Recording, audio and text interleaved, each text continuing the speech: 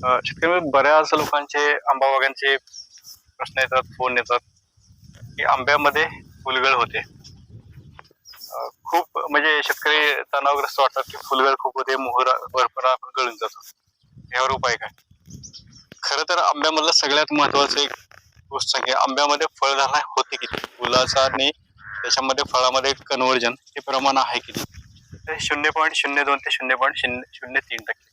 साधारण 30 ते 40 फुलामागे एक आंबा आपल्याला मिळू शकतो. हे स्टँडर्ड प्रमाण आहे. तर तुमचं व्यवस्थापन कसं आहे त्यानुसार थोडंफार कमी जास्त होऊ शकतं.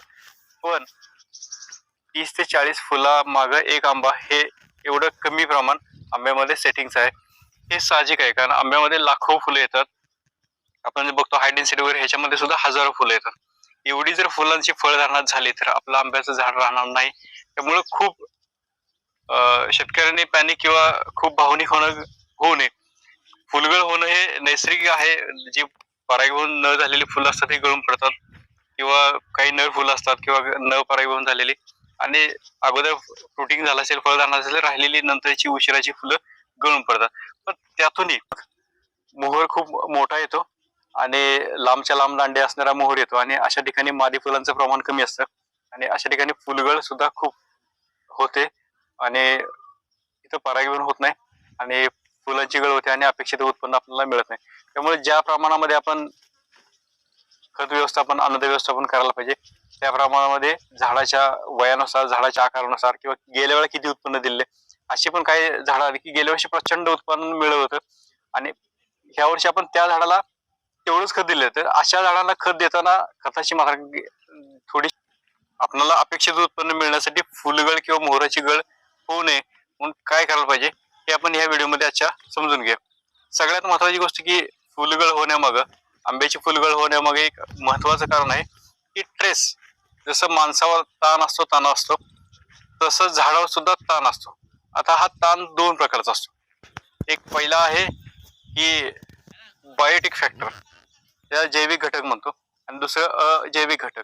तर अजैविक घटक मध्ये काय येतं तर अचानक वाढणार तापमान, ढगाळ हवामान किंवा पाण्याचा बसणारा ताण यामुळं मोहराची किंवा फुलांची आंब्यामध्ये गळ होते. आता पाण्याचा जर ताण बसला असेल, साधारणपणे आपण सांगतो की 70-80% मोहर आला असेल बागेला, तर तुम्ही पाणी द्यायला सुरुवात करा. फळधारणा व्हायची वाट बघू नका. पावसाळा संपल्यानंतर आपण बागेला पाणी दिले नसतं आणि ती बाग ताणामध्ये गेली असते, स्ट्रेस मध्ये गेली असते, त्यामुळे सुद्धा फुलगळ होऊ शकते. दुसरं तापमान कमी आणि अधिक होणं. अचानक ज्यावेळेला तापमानामध्ये बदल होतो, अधिक तापमान वाढलं असेल तर आपण पाणी देऊन बागेचं तापमान नियंत्रित करू शकतो. ज्यावेळेला तापमान कमी होतं त्यावेळेला आपल्याला मागच्या काही व्हिडिओमध्ये आपण सांगितलं की आपल्या बागेचा जो ईशान्य कोपरा आहे, कारण थंड हवा किंवा थंड वारा हे ईशान्येकडून येत असतं, ते ईशान्य कोपऱ्यामध्ये साधारणपणे पहाटे 3 ते 4च्या दरम्यान धूर करावा. धूर करताना शेतकरी किंवा तुमचे जे कोण असते ते व्यक्ती स्वतः बागेमध्ये पाहिजे, आणि जर जाळ करून जर निघून गेले तर बागेला इजा होऊ शकते. त्यामुळे धूर झाला पाहिजे आणि धूर पूर्ण ईशान्येकडून आपल्या बागेमध्ये पसरला तर 2 डिग्री सेल्सिअस तापमान वाढतं. त्याच्यावर दुसरा म्हणजे तापमान वाढल्यामुळं जो कमी तापमानावर होणारा ताण आहे हा कमी करता येतो. आणि पुढचं आहे बागेमध्ये जर काही किडी असतील त्या सुद्धा धुरामुळे आपण कमी करू शकतो.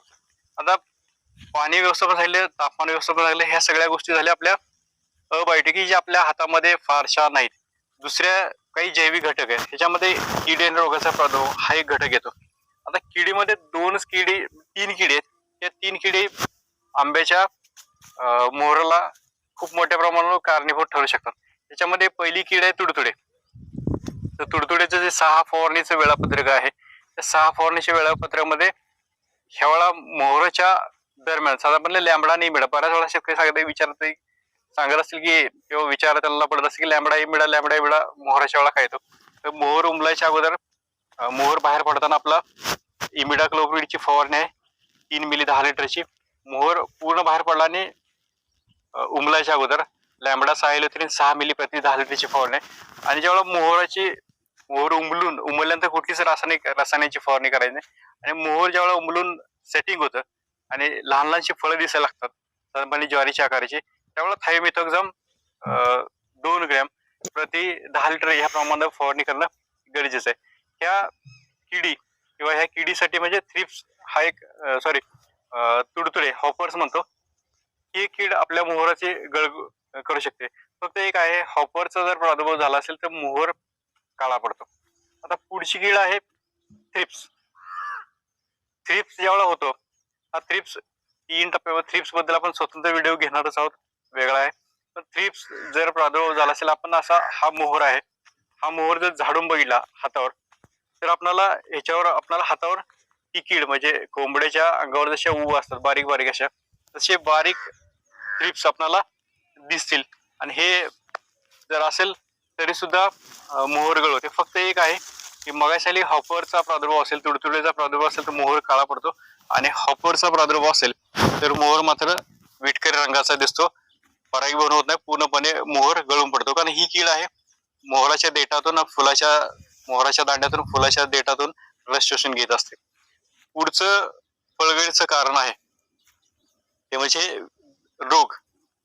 पहिला रोग आहे हा बुरी. हा बुरशीजन्य रोग आहे. आपल्या मोहराच्या ह्याच अवस्थेमध्ये पांढरी बुरशी आपल्याला मोहरांना अगदी उघड्या डोळ्यांना पाहता येईल.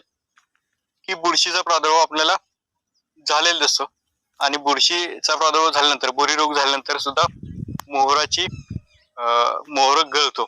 आता ह्यासाठी आपल्याला सल्फर हे 80% वेटेबल पावडर मध्ये मिळतं, तर हे आपण 2 ग्रॅम प्रति लिटर किंवा 20 ग्रॅम प्रति 10 लिटर पाण्यामध्ये मिसळून फवारणी करणं ही शिफारस आहे. पण ही फवारणी मोहर यायला लागल्यानंतर, मोहर उमलायच्या अगोदर करणं गरजेचं आहे. त्याच्यानंतर पुढचं कारण आहे की करपा. हा सुद्धा एक बुरशीजन्य रोग आहे. हा करपा एकतर हेक्झाकोनाझोल 5 मिली प्रति 10 लिटर किंवा तुम्ही जर गंधकाची फवारणी केली असेल तरी सुद्धा आपला करपा हा रोग नियंत्रण येऊ शकतो. किंवा कार्बनडायझिम आणि मँकोजेब, कार्बनडायझिम 12% आणि मँकोजेब 63%, हे जे बुरशीनाशक आहे हे साधारणपणे 2 ग्रॅम प्रति लिटर किंवा 20 ग्रॅम प्रति 10 लिटर पाण्यामध्ये मिसळून फवारणी केली तरी सुद्धा हा करपा हा रोग आपण नियंत्रणात आणू शकतो. त्यामध्ये परागीभवनच होतं आंब्यामध्ये. त्याला पॉलिनेशन एजंट किंवा परागीभवन करणारे कीटक आवश्यक असतात. त्यामुळे आंब्यामध्ये परागीभवन वाढवून फ्रूट सेटिंग वाढवणं आणि फुलगळ कमी करायचं असेल तर आपल्याला परागीभवन करणाऱ्या कीटकांची संख्या वाढवणं गरजेचं आहे. परागीभवन जर करणारे कीटक आपल्या बागेमध्ये नसतील, आपण जर चुकीच्या पद्धतीनं चुकीच्या वेळेला फुलं उमललेली असताना जर फवारणी केली तर कुठलाही पॉलिनेटिंग एजंट किंवा कुठलाही परागीभवन करणारा कीटक किंवा मधमाशा किंवा इतर काही गोष्टी आपल्या बागेकडे येणार नाही. त्यामुळे परागीभवन करणारे एजंट किंवा पॉलिनेटिंग एजंट म्हणतो आपण, हे जर आपल्या बागेमध्ये नसतील तर आपल्या बागेला परागीभवनामध्ये व्यत्यय येतो, अडथळा येतो आणि फुलगळ तिथं व्हायला लागते. आता हे करताना बरेच जण मधमाशाच्या पेट्या आणून ठेवतात. पण शेतकऱ्याला एक विनंती की ज्यावेळेला तुम्ही रासायनिक कीटकनाशकाची फवारणी करणार, कृपया ह्या सगळ्या पेट्या तुम्ही दूर न्या, कुठे दुसरीकडे न्या. आणि जिथं फुल असतील तिथं दुसऱ्या बाग किंवा तुमच्या खूप मोठ्या बाग असतील, ऍक्च्युली ह्या खूप लांब जातात. रासायनिक कीटकनाशक फवारणी करताना खूप काळजी घेणं गरजेचं आहे. ह्या मधमाशाच्या पेट्या खूप दूर अंतरावर नेणं गरजेचं आहे. जिथं फुलं असतील तिथं ठेवा, नारळाच्या बागेमध्ये ठेवा, किंवा तिथं गुळाचं पाणी करून एक 2-3 दिवस तुम्ही त्या मधमाशा जगू शकता. थेट बागेमध्ये शेतकरी काय करतात, मधमाशाच्या पेट्या ठेवतात आणि रासायनिक कीटकनाशक फवारणी करतात. काही दिवसामध्ये ह्या मधमाशाच्या पेट्यामधली मधमाशीची संख्या लक्षणीय घट झाली असते, कारण मधमाशा ह्या मरतात. त्यामुळे फवारणी करताना सर्व शेतकऱ्यांना एक हात जोडून विनंती राहील की जर तुम्ही मधमाशा वाचवायच्या असेल तर फुलं उमलल्यानंतर, मोहर उमलल्यानंतर कुठल्याही रासायनिकची फवारणी करू नका. आणखी एक गोष्ट तुम्हाला सांगेन की बऱ्याच ठिकाणी सांगितली जात नाही किंवा माहीत नसते लोकांना. किती वेळा माणूस आमच्या ऍड वरती येतो, आमच्या फीडवर माहीत नसते लोकांना.